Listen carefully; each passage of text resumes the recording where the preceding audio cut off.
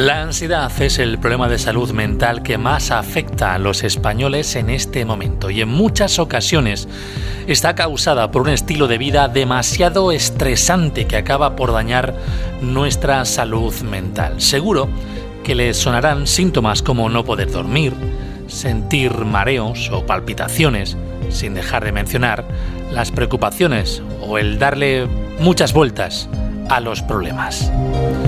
A pesar de su frecuencia, muchas veces cuando tenemos ansiedad, realizamos un tratamiento inadecuado, utilizando mal los psicofármacos o tomándolos en exceso, tal y como alertan los profesionales de la psicología. Hablamos de salud, hablamos de salud, hablamos de salud. Hoy en este espacio de salud vamos a hablar de ello, de la ansiedad y el consumo de los ansiolíticos. Isabel Fernández, ¿qué tal? Muy buenas. Muy buenas, ¿qué tal? Bueno, un tema que yo creo que es muy cercano, parece que no, pero se ve demasiado lo palpamos, ¿no? Muy cerca de nosotros. Oye, para comenzar a abordar este tema, creo que debemos empezar por preguntar qué pasa realmente en nuestra mente cuando tenemos ansiedad. Claro, de hecho, para poder buscar el tratamiento adecuado para esa ansiedad cuando aparece y realmente abordarla correctamente, desde psicología sabemos que el primer paso siempre es entender qué es realmente la ansiedad y qué nos pasa cuando tenemos ansiedad. Porque realmente la ansiedad, por así decirlo, es nuestro sistema de alarma natural que todo el mundo tiene y que es, la alarma que nuestro sistema nervioso tiene para hacer frente a situaciones que pueden ser peligrosas, amenazantes o problemáticas. Entonces, esa alarma se activa para poner en marcha a nuestra mente y todo nuestro cuerpo para protegernos y poder luchar contra esa amenaza o huir de ella o ponernos a salvo. Yo en terapia siempre comparo la ansiedad con las alarmas que instalamos en nuestras casas antirrobo. Cuando entra un extraño o un ladrón, la alarma se activa y alarma a la policía para poder proteger nuestra casa. Pues con la ansiedad ocurre exactamente igual. Cuando nuestros sentidos perciben una amenaza del tipo que sea, se activa la respuesta de ansiedad para movilizar nuestro cerebro y nuestro cuerpo para protegernos, dicho de un modo sencillo. O sea que la ansiedad es una respuesta que todos los seres humanos tenemos y que por tanto en sí misma no es nada patológico. De hecho, tener ansiedad o miedo ante determinadas situaciones es algo totalmente normal. Bueno, hoy insisto que algo que nos vamos a llegar a sorprender. Es verdad, ¿no? Que claro queda, ¿no? Que hasta aquí, como mencionas, la ansiedad puede ser normal, pero claro, ¿y cuándo se convierte en algo problemático o se sale de la normalidad? Pues la diferencia entre una ansiedad, por así decirlo, normal y una ansiedad patológica radica en que la persona con ansiedad patológica la vive de una manera desproporcionada, es decir, la percibe de un modo más intenso y más duradero en el tiempo como para la amenaza o el peligro real que luego pueda haber.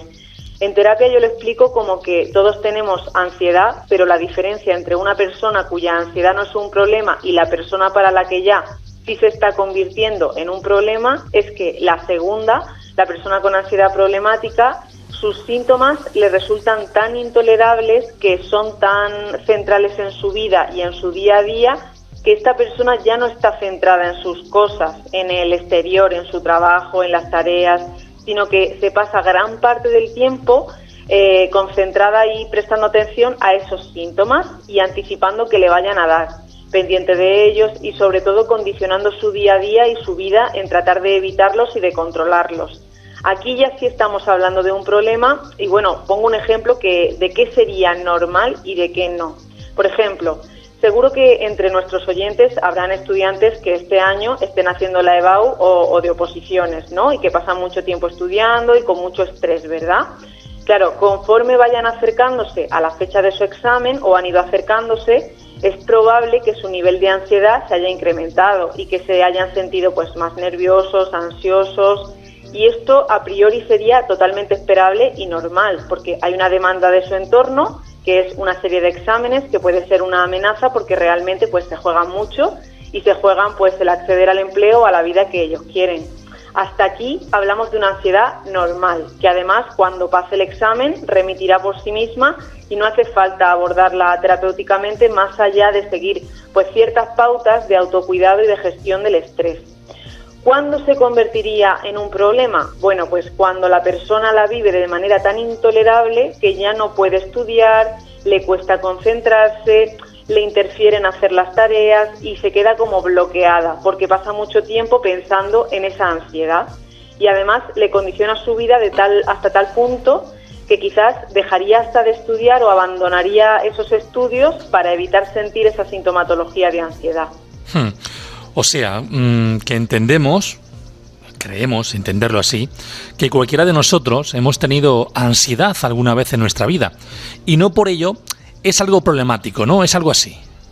Exacto, es que bueno, sin querer liar mucho a la audiencia, pero al final la ansiedad no deja de ser más que la activación de nuestro sistema nervioso adecuándose o tratando de adaptarse a las demandas de la situación. Y cuando la situación es muy exigente y tiene muchas tareas, pues es normal que la activación sea muy alta y aumente esa ansiedad para poder hacerle frente. Así que sí, ansiedad tenemos todos y por eso cuando los pacientes nos llegan a consulta y su objetivo es eliminar para siempre la ansiedad o cuando lo han leído en alguno de estos libros de autoayuda y tal, pues nos toca decir que eso no es posible o no es realista porque no podemos apagar el botón de la ansiedad en el cerebro de manera permanente. Lo que podemos aprender es una manera de relacionarnos con esa ansiedad de forma que deje de interferir en su vida y de condicionar pues la vida del paciente o que deje de ser un problema para él, pero claro, no se puede eliminar. Con todo los respetos, seguro que a lo que voy a preguntar ahora hay gente que se puede sentir casi ofendida, ¿no? Es hablar del tema de las pastillas, ¿no? Los últimos años se ha llegado a mostrar de manera alarmante que en nuestro país pues se hace un consumo excesivo de la medicación para la ansiedad. ¿Tomamos demasiadas pastillas, Isabel? Pues realmente sí, tomamos excesivas pastillas y hablo de pastillas para la ansiedad, por supuesto. En España no sé si es el primer o el segundo país de la Unión Europea que más benzodiazepinas, que son las pastillas para la ansiedad que se suelen prescribir, tipo pues Orfidal, Lorazepam, Diazepam, Tranquimacin, etcétera. Somos el país que más pastillas consumimos. Realmente esto no es culpa de la población, es culpa de la escasez de recursos que hay para abordar la salud mental, por una parte, y para psicoeducar a la población acerca de lo que realmente es la ansiedad para que aprendan realmente a gestionarla. Y luego también, derivado de esa escasez de recursos y el poco tiempo que, por desgracia, los profesionales de la salud tienen para sentarse con el paciente y explicarle lo que es realmente la ansiedad, qué pasa en su cuerpo y en su cerebro cuando la están padeciendo y, sobre todo, qué estrategias hay para gestionarla. Seguro que si todo esto estuviera cubierto públicamente y cuando un paciente va con ansiedad a su médico hubiera una opción para derivarle a un psicólogo público que se siente pues una hora, como podemos hacer en la privada, una hora semanal o cada 2 semanas, y lo fuera educando y dándole herramientas, pues seguro que esa persona no recurriría a la medicación, porque en la mayoría de los casos son personas que en una época de mayor estrés o ansiedad en su vida comenzaron a tomar esas pastillas y lejos de ayudarlos a gestionar esa ansiedad, lo que hicieron fue cronificarla en el tiempo. Bueno, supongo yo que ahora también habrá que preguntarte claramente, ¿no? Lo digo porque como yo también soy antipastillas, en el sentido que yo soy de los que me encanta evitarlas sin más remedio, ¿vale? Ya es algo que te tengas que tomar. Somos en todos los sentidos de personas antiguas, de a la hora de hasta un propio resfriado, si puedo evitarlo, con los remedios caseros que toda la vida hemos conocido, ¿vale? Por eso quería preguntarte ahora, sobre todo, ¿con la medicación solucionamos el problema de la ansiedad? Bueno, en realidad no, más bien lo que decimos, que a veces la cronifican porque lo que hacen las pastillas es silenciar, digamos, los síntomas de ansiedad. Es decir, si lo que la persona siente, por ejemplo, es inquietud, nervios, mareos, taquicardias, etcétera, lo que hace la pastilla es anestesiar el síntoma durante un rato. Pero claro, si como hemos dicho al inicio, que la ansiedad es problemática porque la persona es intolerable a los síntomas y está como muy atenta a ellos, pues claro, con la pastilla más se va a reforzar esa dinámica. ¿Por qué? Pues porque yo no tolero mis síntomas de ansiedad, me da miedo tenerlos y quiero que se me vayan ya, de inmediato. Quiero eliminarlos de mi vida, porque además creo que me va a dar algo, que me va a dar algún infarto o algo, y que son síntomas con los que creo que no voy a poder funcionar en mi día a día y hacer lo que tengo que hacer. Entonces, claro, me dan una pastilla que al más mínimo síntoma me la tomo y a los 15 minutos se anestesia ese síntoma. Entonces aprendo que para estar bien y poder funcionar necesito esa pastilla para que me quite los síntomas y ya entonces podría seguir con mi vida. Y claro, al final me hago dependiente de las pastillas y al final la pastilla es una conducta de evitación más, como sería el ejemplo de nuestros estudiantes que dejan los estudios o que no se presentan al examen por evitar el malestar. Pero claro, la solución no está ahí porque la pastilla con el tiempo genera tolerancia. Por desgracia, cada vez necesitamos más dosis para que nos produzca el efecto terapéutico. Entonces, bueno, en algunos casos, cuando la ansiedad ya es muy brutal y la persona ya está fatal y no puede funcionar, no decimos que la medicación no pueda ser un buen complemento a la terapia psicológica bien prescrita por un psiquiatra o por un profesional que supervise, ¿vale? No somos antipastillas, pero sí que es cierto que hay que psicoeducar de que no son la solución, porque la solución pasa porque la persona aprenda que su ansiedad es una alarma natural que aumenta cuando aumenta su estrés o hay alguna amenaza. Y luego a tolerar esa sintomatología de manera en que no le condicione a la hora de hacer aquello que desea o que tiene que hacer.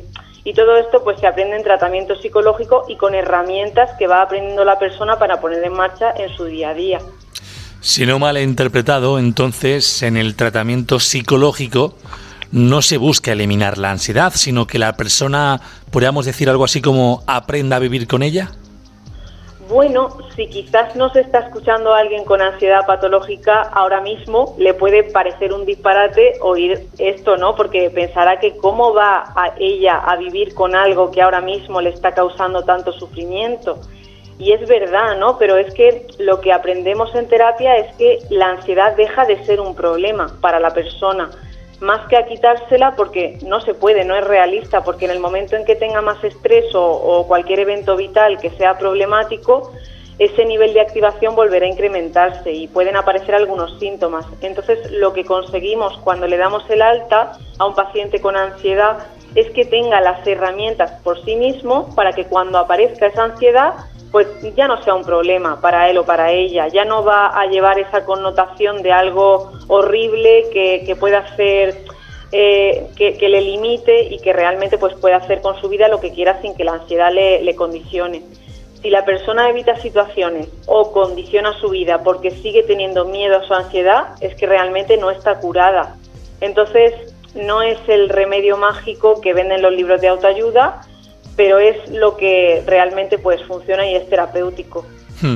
Supongo yo que también muchos de nuestros radioyentes ahora mismo estarán pensando, quizás sea también una forma de ganar más clientes los psicólogos, pero creo que por aquí no va el camino, ni mucho menos. Que va, porque realmente todo lo que yo siempre digo en la radio y a través de redes sociales y cuando hacemos sensibilización está basado en las investigaciones de salud mental que se han hecho en las últimas décadas.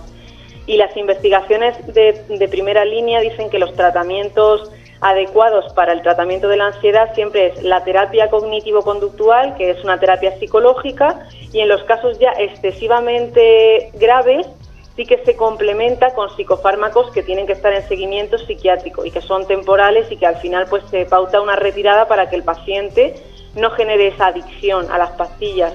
Entonces, realmente no es una cuestión de ganar clientes, porque al final realmente nosotros nuestros pacientes los tenemos. Es una cuestión de ofertar la terapia que se sabe que funciona a nivel terapéutico para que la población no se genere un problema encima del que ya tiene. No sé si me explico.